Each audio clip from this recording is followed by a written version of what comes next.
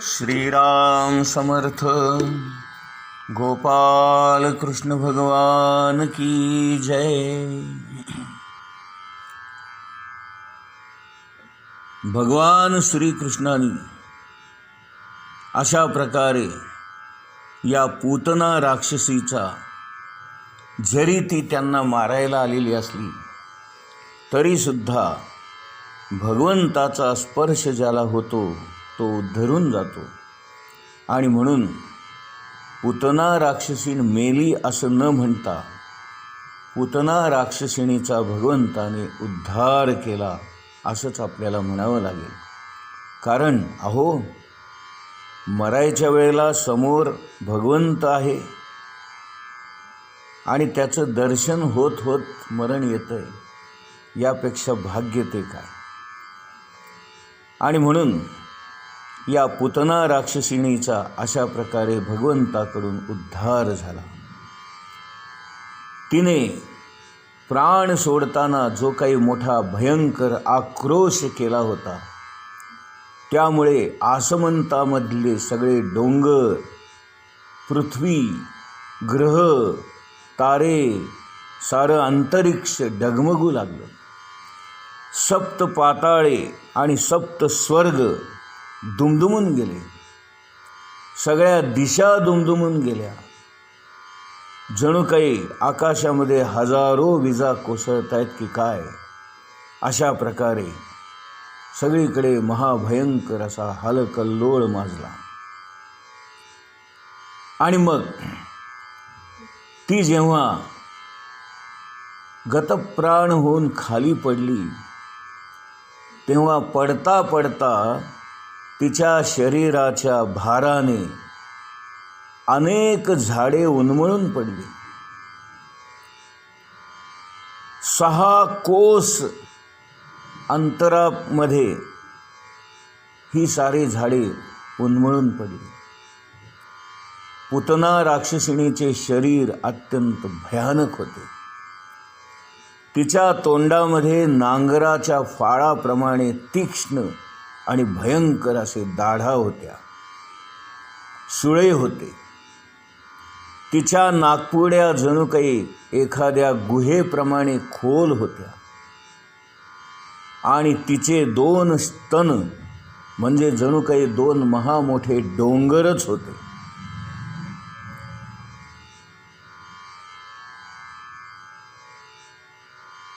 तिचे डोळे म्हणजे जणू काही विहिरीसारखे खोल होते। तिचे हात पाय अनेक कोस दूरपर्यंत पसरले होते। पूतना राक्षसिणीचे हे अवाढव्य शरीर पाहून तिथे असणाऱ्या साऱ्या गवळणी, गोपिका, गोप आणि त्या गोकुळातले सारेजण भयभीत झाले। तिच्या किंकाळ्या ऐकून साऱ्यांची हृदये फुटली। परंतु एवढं होऊन सुद्धा तो बालकृष्ण तिच्या शरीरावर, तिच्या छातीवर आनंदाने खेळतो आहे, बागडतो आहे हे पाहून गवळणी ताबडतोब तिथे पळत पळत गेल्या। मोठ्या मुश्किलीने तिच्या शरीरावर चढल्या आणि तिच्या स्तनाशी खेळणारा गोपाळ कृष्ण त्यांनी पाहिला, मात्र साऱ्या जणी आश्चर्य व्यक्त करू लागल्या। बापरे, डोंगरा एवढे मोठे स्तन असणारी ही राक्षसीण आणि त्या स्तनांवर गोपाल कृष्ण नृत्य करतोय, नाचतोय, रांगतोय, खेळतोय, बागडतोय हे पाहून त्या गोपिकांना काय आनंद झाला। त्यांनी धावत पळत जाऊन त्या बालकृष्णाला उचलून घेतले, त्याचे पापे घेतले, त्याला आपल्या कुशीत घेतलं। त्याला काही झालं नाही ना, त्याला कुठे लागलं नाही ना म्हणून सर्व अंग तपासलं। त्या गोपाल कृष्णाला दृष्ट लागू नये म्हणून त्याच्यावर आपली बोटे फिरवून बोटे मोडली. काहींनी मनातल्या मनात त्याची दृष्ट काढली. नंतर त्या बाळाला घेऊन त्या अजस्त्र शरीरावरून त्या गोपिका जणू काही घसरगुंडी खेळत खाली याव्या अशा पद्धतीने एक एक जण घसरत घसरत त्या पुतना राक्षसिणीच्या शरीरावरून खाली उतरल्या आणि त्या गोपाल कृष्णाला घेऊन यशोदेच्या अंगणामध्ये आल्या. काहींनी गाईचं शेपूट त्याच्या अंगावरून फिरवलं. काहींनी त्या बाळाला गाईंच्या खालून नेलं. काहींनी त्याची दृष्ट काढली. काहींनी त्याला ओवाळलं. काहींनी त्यांना मायेने जवळ घेऊन बोटे मोडली. काहींनी त्याला अंगाला शेण फासलं आणि पीडा शमन मंत्र म्हटले. काहींनी मीठ मोहऱ्या ओवाळून टाकल्या. काहींनी लिंबू मिरची ओवाळून टाकली. अशा पद्धतीने ज्या त्या आपल्याला जे सुचेल ते उपाय करून गोपाळ कृष्णाला कशाची बाधा होऊ नये म्हणून साऱ्या जणी प्रयत्न करत होत्या. आणि हा गोपाल कृष्ण मोठ्या मिश्किलपणे हसत होता. तो मनातल्या मनात म्हणतोय, माझी काय दृष्ट काढता, मी तर सर्व जगाचा मालक आहे, चालक आहे, पालक आहे. मला काही होऊ नये म्हणून धडपडताय.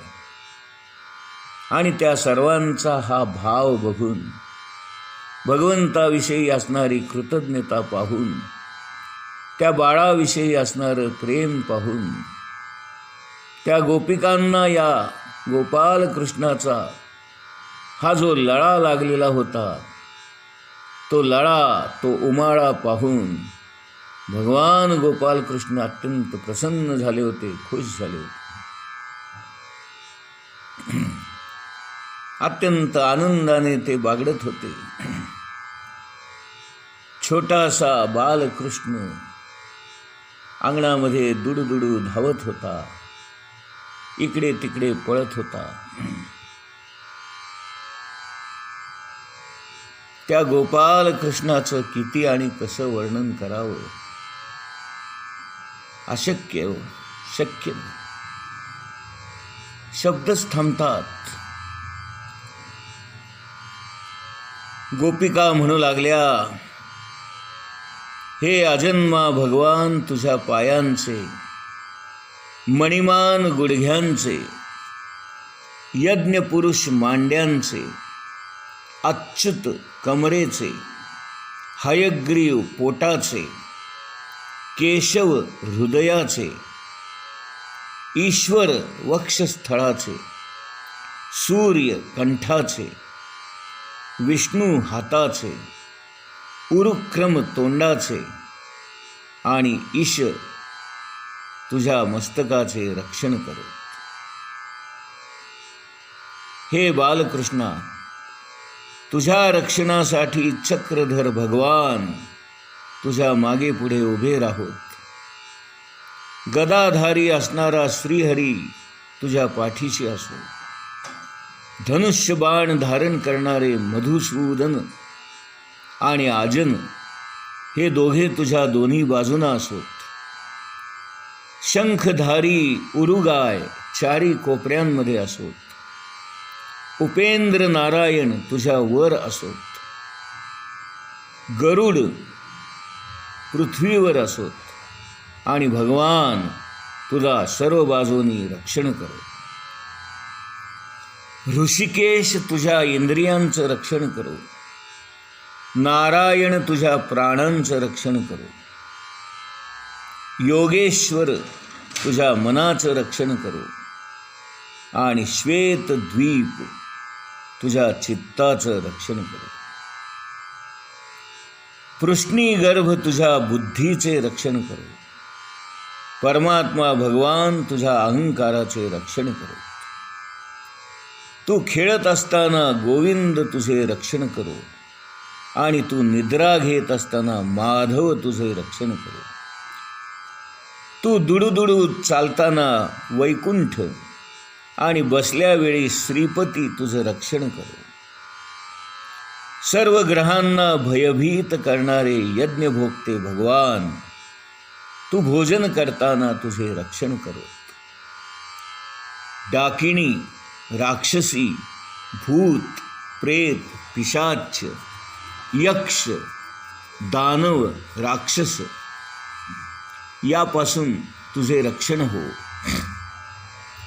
इंद्रियांचा नाश करणारे उन्माद, रोग, भयंकर उत्पात इत्यादी गोष्टींपासून तुझं रक्षण हो. अशा प्रकारे त्या सर्व गोपिका भगवान श्रीकृष्णाच्या एक एक अवयवांची दृष्ट काढत, त्या त्या देवतेचं चिंतन करत, ती ती देवता तुझं रक्षण करू असं म्हणत, त्या भगवंताचं रक्षण व्हावं म्हणून आपापल्या परीने त्याची काळजी घेत होत्या. शुकाचार्य सांगतायत, अरे राजा परीक्षिता, काय ते त्या गोपाल कृष्णाचं यांना लागलेलं प्रेम आणि काय त्या कृष्णाचं आकर्षण. म्हणून जो आकर्षून घेतो, जो सर्वांच्या मनाचं संकर्षण करतो, असा हा गोपाल कृष्ण. गोपींनी अशा प्रकारे निरनिराळे मंत्र म्हणून निरनिराळ्या देवतेंची प्रार्थना करून भगवान गोपाल कृष्णाला अभय प्राप्त व्हावं, त्याचं रक्षण व्हावं म्हणून सारे प्रयत्न केले. हे झाल्यानंतर यशोदेने त्या बालकृष्णाला मंगल स्नान घातलं. त्याच्या अंगाला उत्तम सुगंधी द्रव्ये लावली, त्याला उत्तम असे कपडे घातले आणि त्या छोट्या बाळकृष्णाला पाळण्यामध्ये निजवलं. इकडे काय झालं बाहेर? आता या पुतना मावशीच्या, या राक्षसिणीच्या देहाची विल्हेवाट कशी लावावी या काळजीमध्ये सारे गोप होते. ब्रजवासींनी त्या पुतनेच्या शरीराचे कुऱ्हाडी तलवारी घेऊन तुकडे केले आणि ते सर्व तुकडे एकेका मोठमोठ्या अशा बैलगाडीमध्ये घातले. अशा 28 बैलगाड्या भरून तिचे ते तुकडे होते. ते सारे तुकडे त्या ब्रजवासी गोपालांनी गोळा केले आणि ते सारे तुकडे एका भल्या मोठ्या चितेवर ठेवले आणि जाळून टाकले. आता गंमत पहा काय झाली. एरवी जर ही राक्षसीण मेली असती तर तिच्या शरीराचा दुर्गंध सुटला असता, परंतु भगवान गोपाल कृष्णाने त्या राक्षसिणीचे स्तनपान केल्यामुळे जणू काही त्याने तिची सर्व पापे ओढून घेतली होती, खेचून घेतली होती. त्यामुळे ती पूतना मावशी अत्यंत पवित्र झाली होती. तिची सर्व पापे भगवान श्रीकृष्णाने आपल्या ताकदीने, आपल्या प्रेरणेने आणि आपल्या प्रतापाने ओढून घेतली होती, खेचून घेतली होती. त्यामुळे ती पापातून पूर्णपणे निवृत्त झाली होती आणि अत्यंत पुण्यवान असा तिचा देह झाला असल्यामुळे तो जेव्हा जळू लागला तेव्हा त्यातून अत्यंत सुगंधी असे दरवळ सगळीकडे पसरू लागले. सारा आसमंत दरवळून गेला. सगळीकडे सुगंध पसरला हा सुगंध पाहून त्याचा तो आस्वाद घेऊन सारे गोपवासी गोकुळवासी अत्यंत प्रसन्न झाले.